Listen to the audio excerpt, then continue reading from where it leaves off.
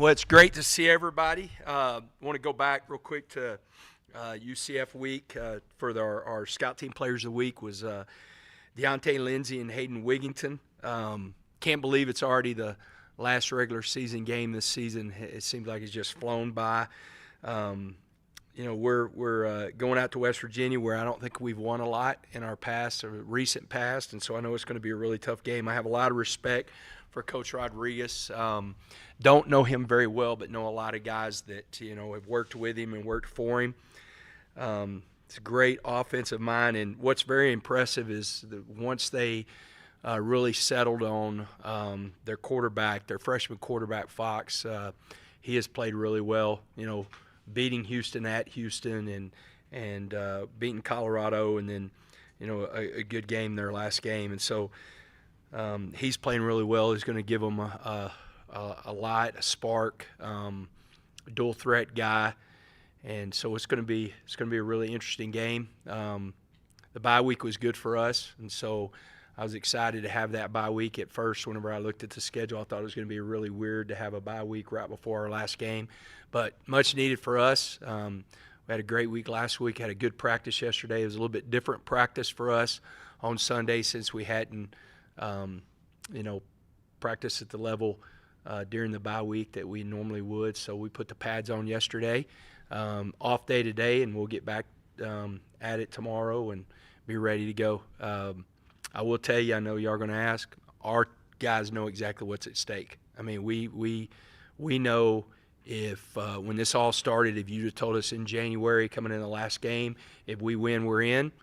We know that's the case, and so we're planning on making sure that we're ready to play when we go up there. And it was great that it's 11 a.m. kick. We've played well at 11 a.m. and so excited about that. So with that, open up for questions.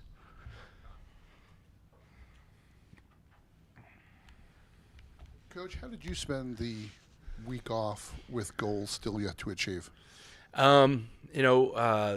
Biggest things we practiced on Tuesday and Wednesday. They were, all our run-through practices. And then really with us, everybody kind of looked at, different parts of how we get better. But I went on the road Wednesday night. Luckily, because the weather was bad in the Metroplex on Thursday. It's a great story with travel, not with me, but Jacob Rodriguez, John Carlos Miller, Mello, and actually my daughter. They are all on the same plane trying to get to Dallas, and so it's a really interesting story. I was glad that she was with those guys because they got diverted to Longview and then Ubered to Dallas. So it's a funny deal. So anyway, going back to your question, then I went and watched high school games. Went and watched our guys that are committed to us, watched some young guys, and that was really my focus. And then whenever I got back Saturday morning, and really sat on the back porch and watched a lot of football. Got to watch the Utah K-State game, which was an absolutely incredible game. And got to watch Colorado, Arizona State, and BYU, Cincinnati. I was flipping back and forth. So that was really my week of really concentrating on recruiting and watching a lot of college football. With your depth, how do you balance protecting key players for the potential Big 12 championship and the playoff with Saturday's game? Yeah, we can't, because if we don't win, then we're not in the play.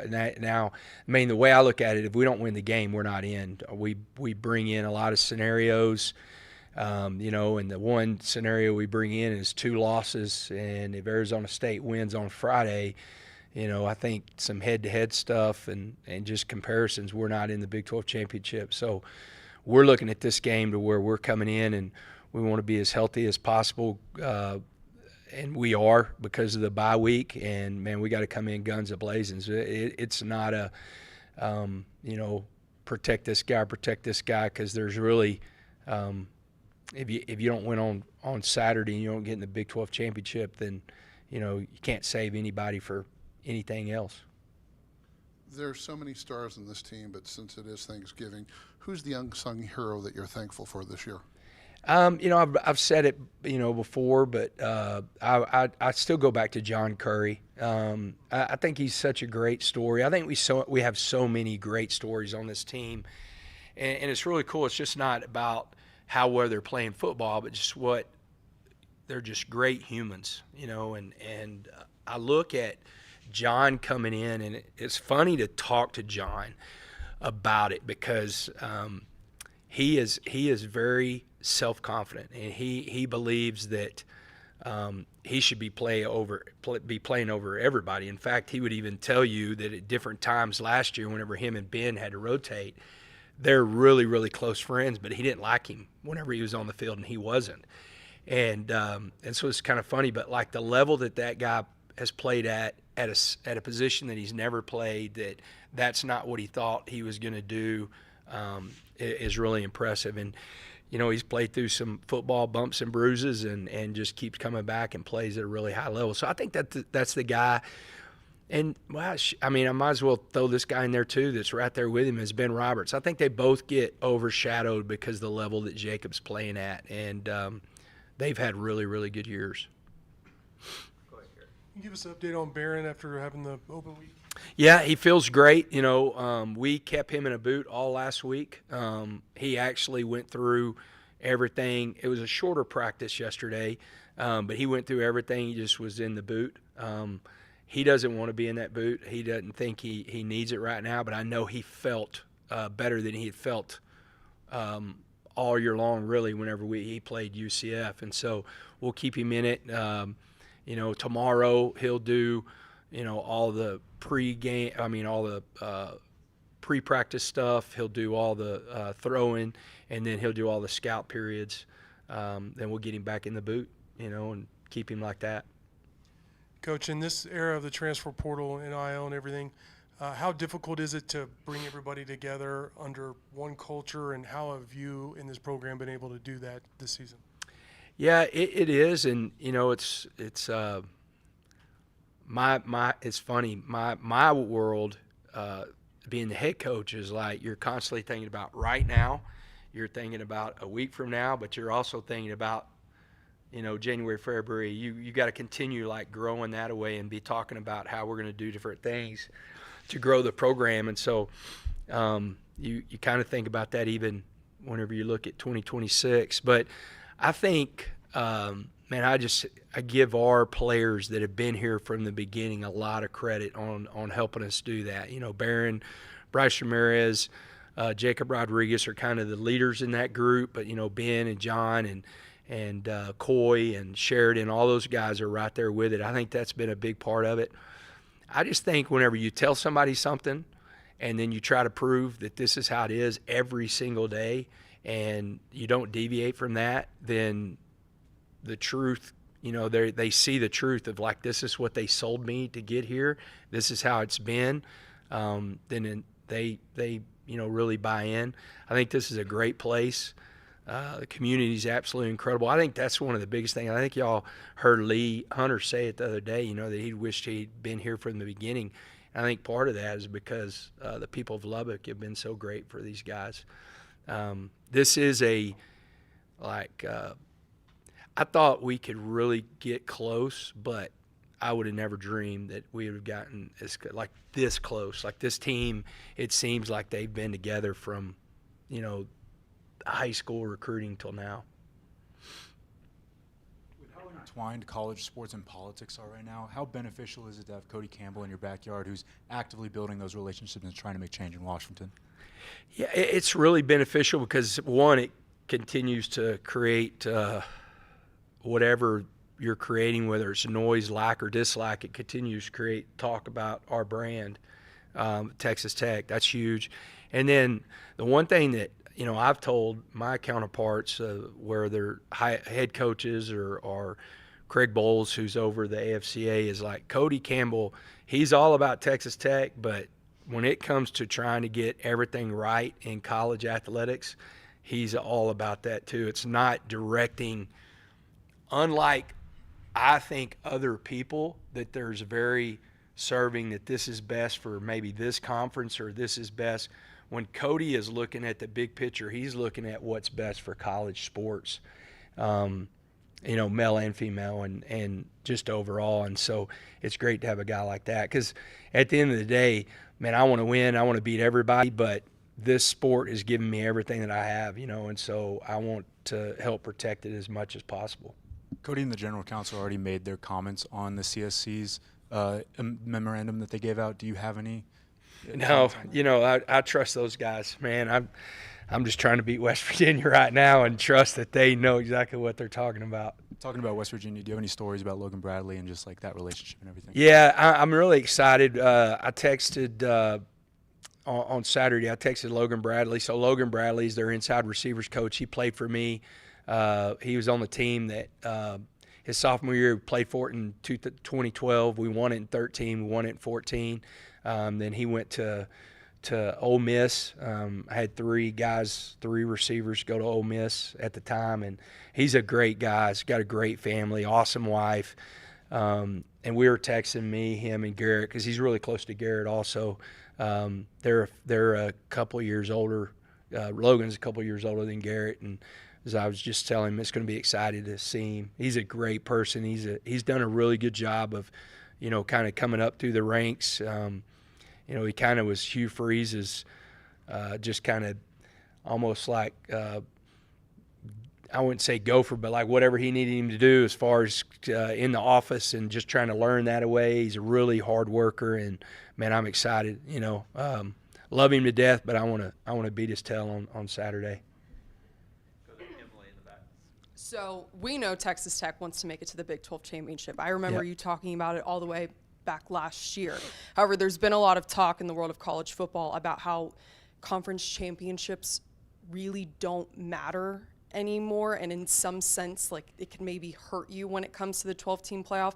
So what's your thought just kind of on the layout, and do you think that conference championships should still hold the weight that they have in years prior?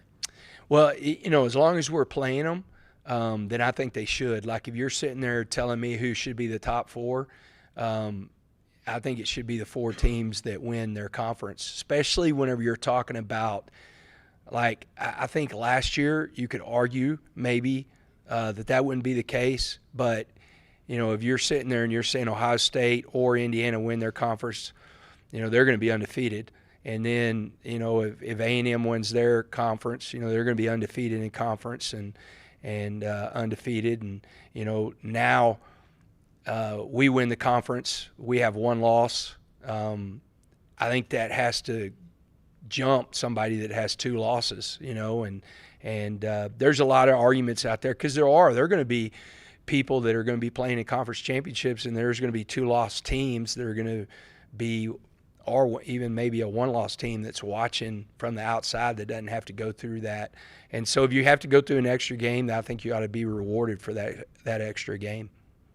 And then I'm curious, I don't know if I've never noticed them before, but like the bracelets. Yeah. Can you talk about what they are and what they say? Yeah, so I always wear, like on game day, so this is just the Texas Tech, the brand, and I always wear Luke Dillingham's mom's bracelet on game day. She passed away before the season. This is Ivan's wife, so he gave this to us last week. A lot of the guys are wearing that.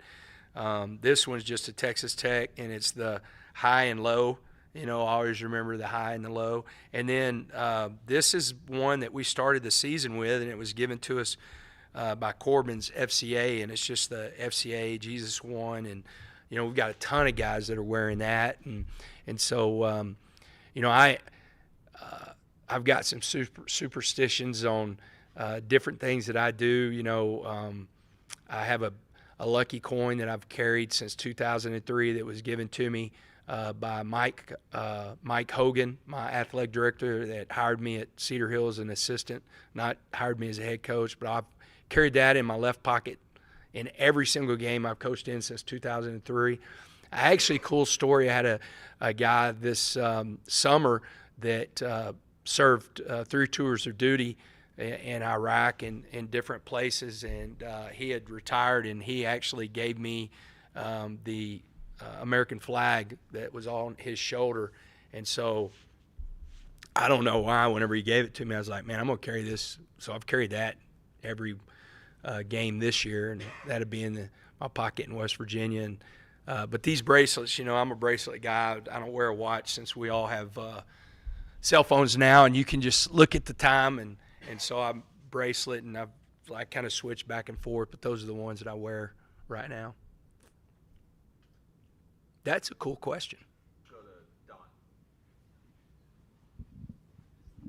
Going back to playoff talk for a moment. So, given your choice, would you rather have a first-round bye or would you rather play another game out here? The good thing is no matter what happens, it's going to be great, because if we get an opportunity if we do what we're supposed to do and take care of business these next couple of weeks, that means we're in the playoffs and we get to play at home, which is awesome. But I think it's one of those deals. If you give me a chance to have a bye and have as much time as possible for this team to be as healthy as possible, one less game to where you're not getting a lot of gray hair or losing hair, worried about somebody else getting hurt. I think that would be probably I'd rather do that. But at the end of the day, man, we're just trying to get in the mix, and if we're in the mix, then good things are going to happen. Last few weeks, how have you felt about how the committee has treated you and how you've and what they have said about Tech? Happy, us moving up to number 5. Now it'll be interesting tomorrow since we had a bye. I've seen some different people talk about that Oregon's win was impressive. So do they jump? I think they would jump us and Ole Miss, which would, we both had byes, and so we'll see. Everybody plays. I think everybody's playing this weekend. So I think a lot of things are going to be answered off of this weekend of kind of what everybody expects. I mean, I'm happy where we're at, and I definitely do think that if we continue on this path, then at the very least somebody should have to come into Lubbock, Texas, and play the Red Raiders. Also working, pardon me. Working on some signing day stuff this week. Are you holding anything open for any late wild card guy, or you consider yourself full? No, we feel good about where we're at. Obviously, you can't name names, but No. What's some key points you feel like about the class that you're getting ready to sign? Yeah, I think it's going to be a lot of fun to get these guys on campus. They're excited. I mean, the majority of them are. Literally, this would be the most we've had mid-year, and they're really excited. Like, I get a lot of texts from different guys, man, can't wait to be there. And speed, athleticism, and then, like we've always talked about, we're really trying to recruit and at whether it's a portal or whether it's high school, big people, and we've got some big people coming in. The number of guys you expect to be mid-year then is how many? I think we're like at 17, maybe. 17. I think I will tell you, it's been a big where that's become really important now as the roster size, like the limits come in, you're going to see it even more and more. That's going to be the majority of your class are going to be mid-year. Go to Cole in the back. Coach, how important do you think style points are, given that you've beaten all of your wins have come by 20 or more? UCF, that game was out of hand in the first quarter. Then you have another opponent that on paper you're much better than. When you look at the rankings, and some may say your schedule isn't as tough as others, but you've beaten the teams that you needed to beaten by 20, 30, 40 points every week.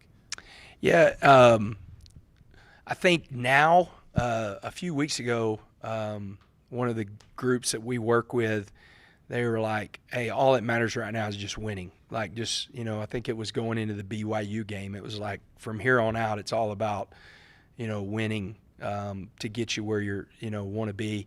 I think that's a big part of it. I think the style points of us early in the season was important because, we started off pretty low in the rankings.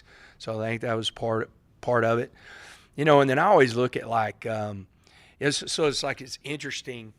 If the debate the other day I saw because I got to watch game day, and I actually texted Pete Thamel and said, it's interesting, none of y'all are debating BYU.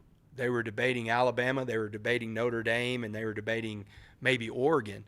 But if you looked, I think Alabama might be the one that their numbers, strength of schedule and strength of this and strength of that, BYU had higher than Oregon and Notre Dame.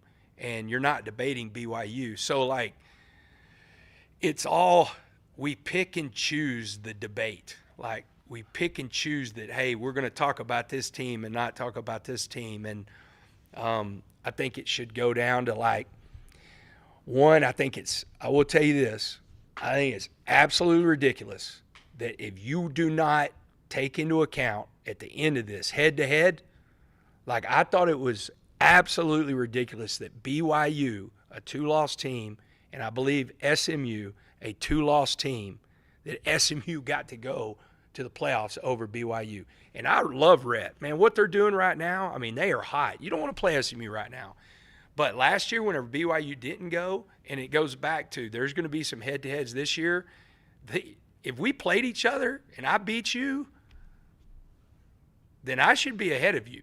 I mean, I don't understand. Like, why, again, let y'all guys, media and everybody else, just pick who should be the final 12. If that's the case, that if you and I scheduled each other and I beat you head-to-head, I don't see how, style points or whatever points. I just know on that night we lined up and I won and I have the exact same record as you have, then that night if you tied with me at the end of the year, then you really lost.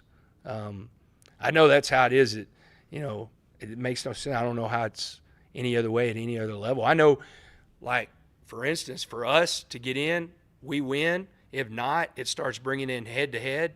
So if it's going to mean that head-to-head somebody's going to go to the Big 12 championship, then it should be head-to-head somebody should be going into the playoffs, and so it's I got off the style points and everything, but y'all tend to do that because y'all get me revved up on my soapbox of, like, some of the stuff that the committee does is absolutely awesome and right. And then some of the committee, I would hate to be that guy that has to talk about, well, I wouldn't. I would tell you exactly what I just said right then. But last week, they hadn't come into the same talk yet, Miami and Notre Dame.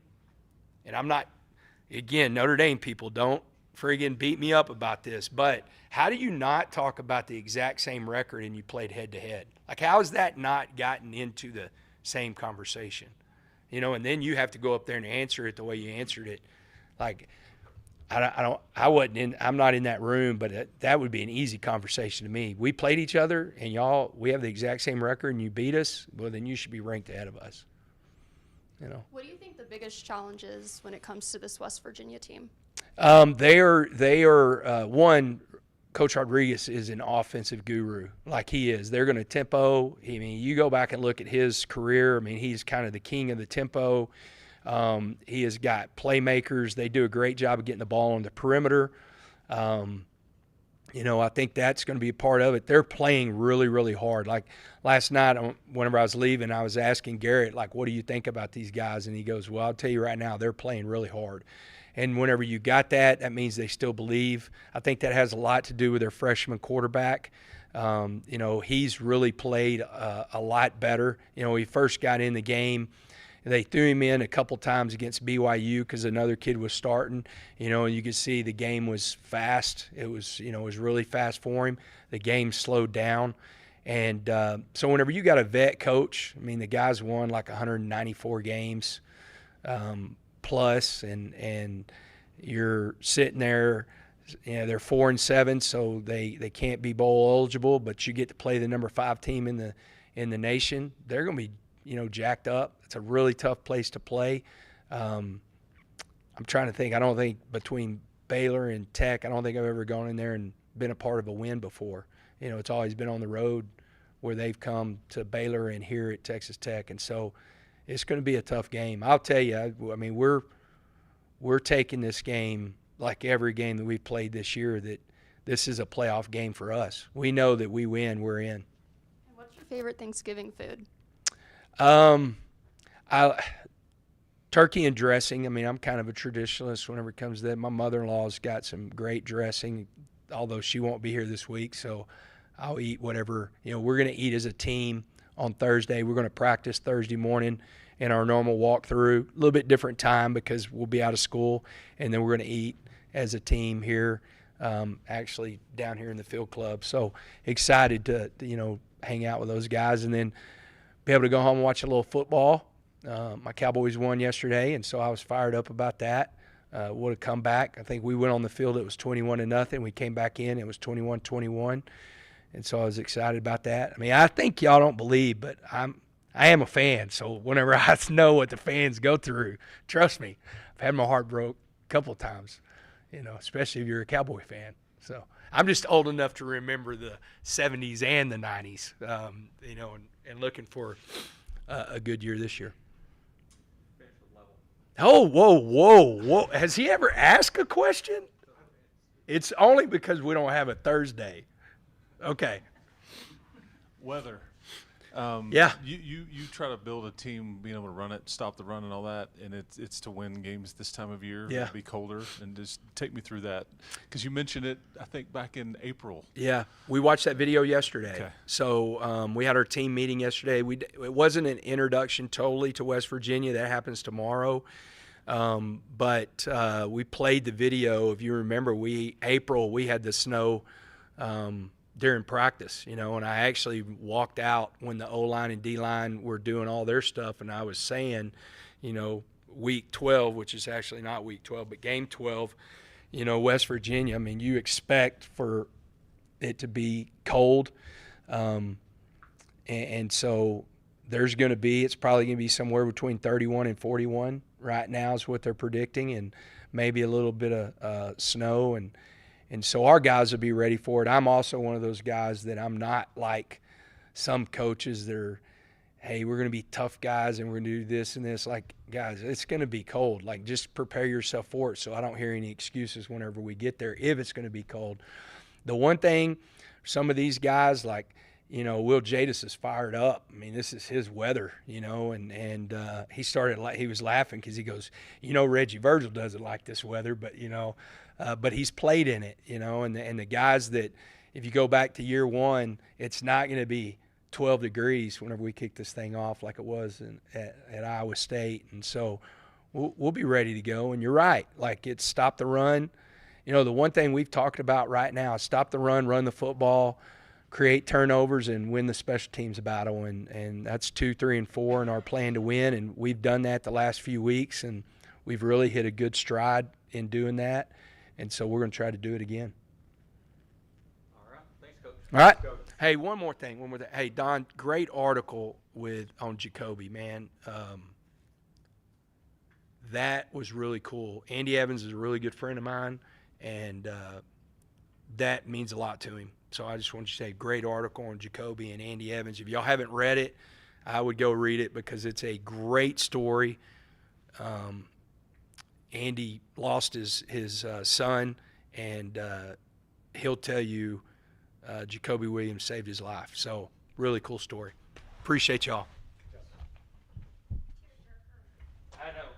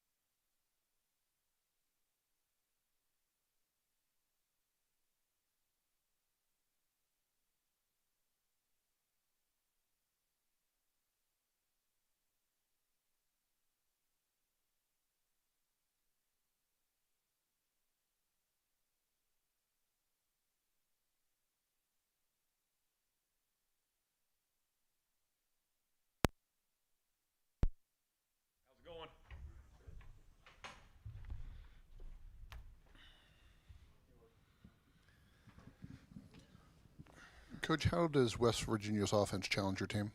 Tempo. I think they're playing really hard, and I think they put a premium on that. So they want to run the football. They want to go fast, and I think they do a nice job, distributing the ball on the perimeter to multiple playmakers as well. When and you're part of the first Big 12 championship in Texas Tech history, how do you spend the week off with goals still yet to achieve? Well, I think like any bye week at any point in the season, you just try to use that as an opportunity maybe to get fresh and recover a little bit for the players physically and mentally. You use it as an opportunity, coaching-wise, to maybe go back and look at some of the things you've done well or some of the things you need to improve on, and then also just get ahead for the next week's opponent. And that's certainly what we did last week. Who are some of the unsung heroes, not of the players, but of your coaches and the support staff for you that you're thankful for this year? That just the whole group. I mean, I wouldn't single anybody out. I really like our staff. I really appreciate the work ethic that they have, the attention to detail, how we as a staff have grown through the off season and through the season. I think there's been a ton of growth, and I think that the attitude of wanting to get in there together and work to solve problems and get on the same page has it's been really fun to be a part of. And certainly our players are doing a great job, but we wouldn't be where we're at without our coaching staff and the great job they've done as well. With nearly a full season of tape to look at now, how do you feel like your linebackers did with containing tight ends this year? Containing tight ends in terms of passing game, I think our pass coverage has been pretty good for the most part, and whether it's a tight end, a back, receiver, in terms of the linebackers' pass control and pass drop, I think they've done a pretty good job with it.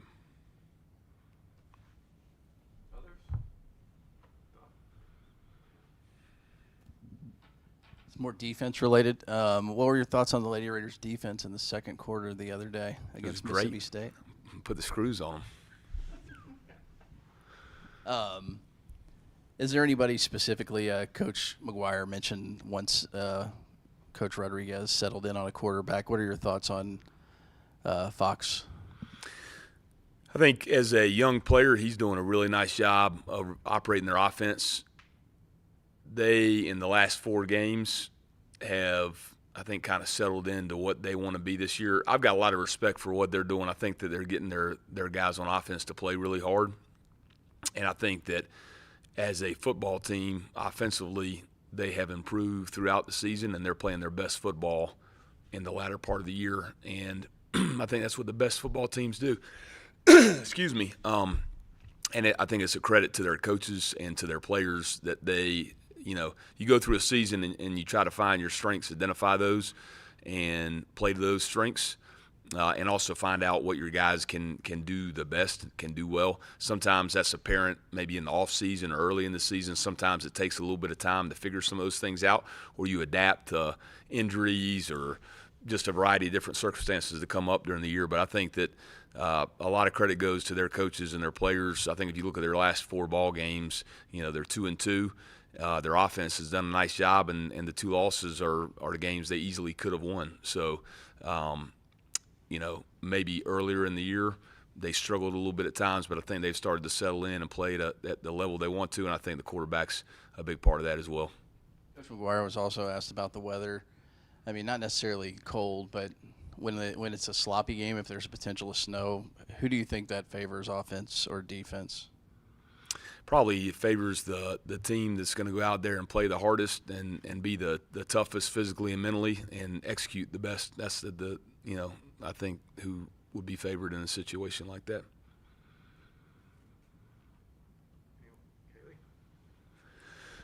It's Coach McGuire this, so I'm going to ask you too. What's your favorite Thanksgiving food? Green bean casserole. How about that? Yeah, solid answer, right? Coach, how much do you and the defense use the Pat Mahomes meeting room, and how does it help? It's a tremendous help. I think our whole coaching staff and players are probably battling over time on that thing constantly. Not really. We do a pretty good job of sharing it. But I know that Coach IU up front with the outside backers, the edge guys, he uses it quite a bit. I know that Coach Green and Coach McBath and the secondary, Coach Martin, those guys use it quite a bit.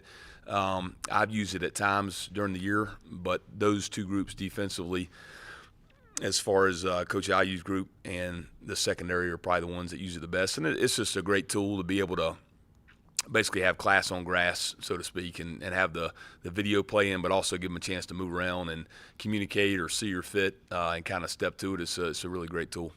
Have you seen or been able to utilize something like that before in your career? I have always heard, I've heard of walkthrough rooms in the last handful of years as those have become more prevalent. Never stepped foot into one until I got here on campus, and it's a tremendous tool. Our facility helps our guys be their best, and that's another tangible example of that, certainly.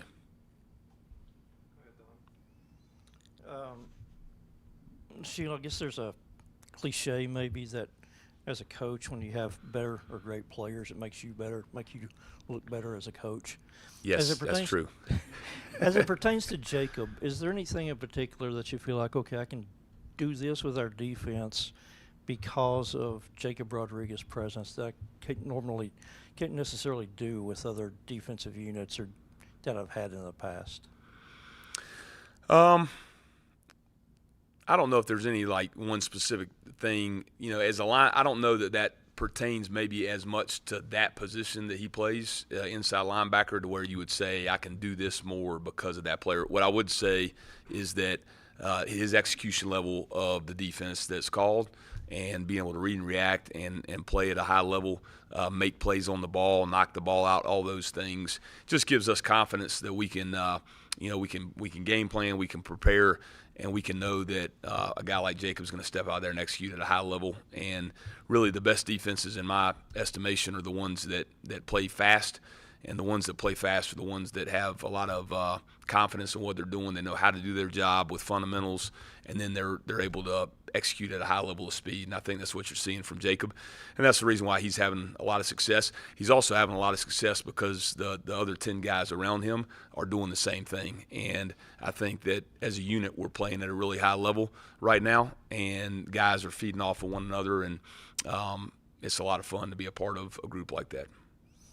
You said back at the beginning of the year that you didn't really like being the guy who was doing the helmet communication with your player in the green dot, and that Coach Green would do it with B.J. Jordan. How has that gone this season?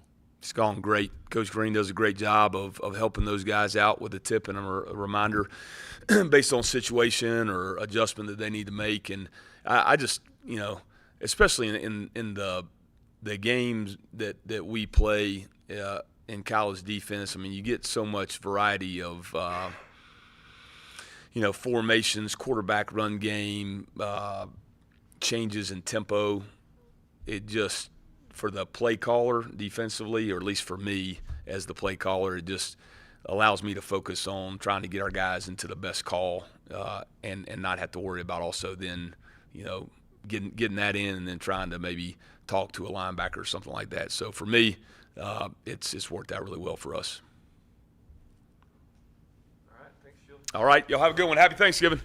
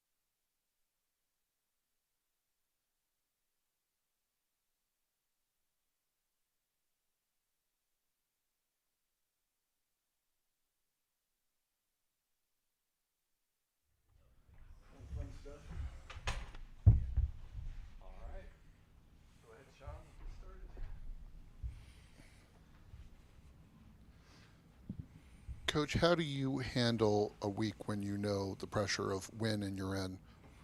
I think the way that we've handled every other week. I think that's the great thing about kind of that 1-0 mentality that we've had all season is, our focus is on going out and executing and beating West Virginia and playing at a high level, just like it has been the other 11 games. So I don't think really anything should change. You would hope all year your preparation has been to the level that it would be in a game like this. How does West Virginia's defense challenge your offense, and how do you prepare for a team where, in some cases, just by the numbers, they're completely overmatched? Yeah, I think I think they're really aggressive on defense. One of the highest blitz percentages that we've seen so far this year. So they do a bunch of different stuff from a pressure standpoint, present a bunch of different looks for you in the box, and so I think. For our guys, the good thing is this week it will be a challenge in preparation, and so I think that keeps them pretty locked in and focused in because this is the type of defense. If you're not locked in, if you're not communicating at a high level, they can cause a sack or a TFL, big negative play, in an instance. So we got to be on top of our game for sure whenever we go out there. Who's the unsung hero of this offense this year? Unsung hero. Hard to point out one guy. I'd probably say just the offensive line in general. I think you see it kind of in the games where we play well on offense. We're able to establish the running game. We're protecting the passer. We kind of go as those guys go up front, and so I think they've done a great job. Have continued to get better. As the year's gone on, and when we can kind of hit a midseason lull there for a couple of weeks, they've responded really well these last couple of weeks. So I think those guys have done a great job for the most part this season. Has this offense shown the potential that you wanted to show at this point of the year? Yeah, I think you could argue offensively we played our cleanest game of the season. Last time we were out there against Central Florida, scored touchdowns in the red zone. We're good on third down. Didn't have any pre-snap penalties. So a lot of the things that had kind of maybe plagued us all year, or things that we wanted to see and had been working on, kind of came to fruition. So that was good to see. Our guys go out there and execute at a really high level, and it'll be another challenge to go do it again. And now once you've done that, can you play at that level consistently is always the challenge. Colton, Jarrett, and Ty. Cam Dickey was a Doak Walker semifinalist last week. With him not being the starter coming into this season, I guess how much of a surprise was it for him to have this kind of a season, or could you have seen something like this happen based on the small sample size that you saw in camp, not being here last year as a coordinator? Yeah, I think it's a little surprising, just with him, not necessarily being the starter, from day one going into the season, but when you watch them play, I was able to watch the bowl game last year, and you saw him and Jacoby carry the load in that bowl game, and you could see that those two kids had a lot of potential and a lot of talent, and if we were in a situation like we are now, where they had to carry your backfield, they're more than capable of doing that. So we knew all along that we had two really good running backs, and I think those guys have done a great job, stepping into the roles that we've asked them to do this season. I don't think the weather's supposed to be that bad, or at least that's what they're saying so far. But generally, when it's colder or sloppy, do you change how you call a game or not? If it's, I think if you're in like the extremes, like it's really raining or it's, really snowing hard or something like that, or, super heavy winds, maybe it changes you. But if you're just kind of a normal, maybe gloomy day, not necessarily much will change probably. We kind of have a pretty good formula right now, winning football, trying to establish the run and protect the football, and we'll continue to try to do that. So actually, I played my last 2 years of high school up in Pittsburgh, so I know a little bit about the weather up there. The mantra of go 1-0 every week is fairly common just across sports in general, but why do you feel like this team is so bought into that, besides just having it on like every door and every TV in the facility? Yeah, you can't go anywhere without seeing the posters. No, I think it's really just our maturity of our team. We got a lot of guys who have been around college football for a long time, played a lot of games, and are very veteran and experienced. And so I think it's really just more of a testament to our kids and their ability to stay locked in, and their maturity level and the leadership level on our team. To be able to stay focused, on that 1-0 mentality.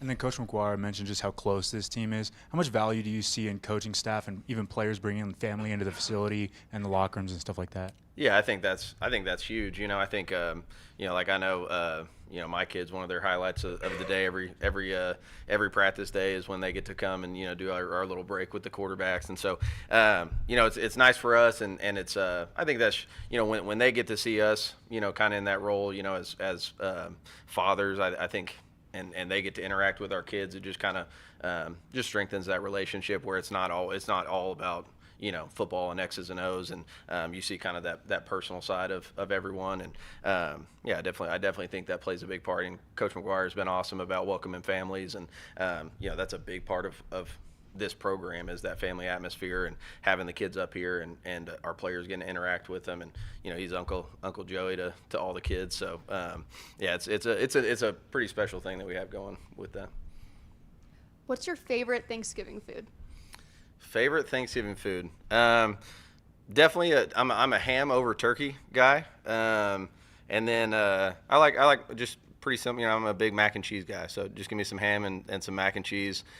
Sweet potato casserole. I like sweet potatoes as well, but the only thing I really stay away from is the cranberry sauce. I don't really that's not my deal.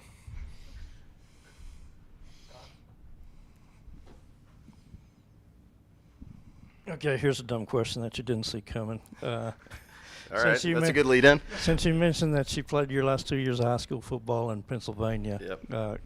What's your review of All the Right Moves, or have you seen it? Or I haven't seen it. Is that a movie? You never saw All the Right Moves? No, is that a movie I need to see? That's what I was afraid of. That you might be too young. That was before my time. But you can put it on. It's about high school football in Pennsylvania. All right, so. I'll have to check it out. I'm a big football movie guy. Where it's a really sloppy game there at the end. Okay. We'll go one more with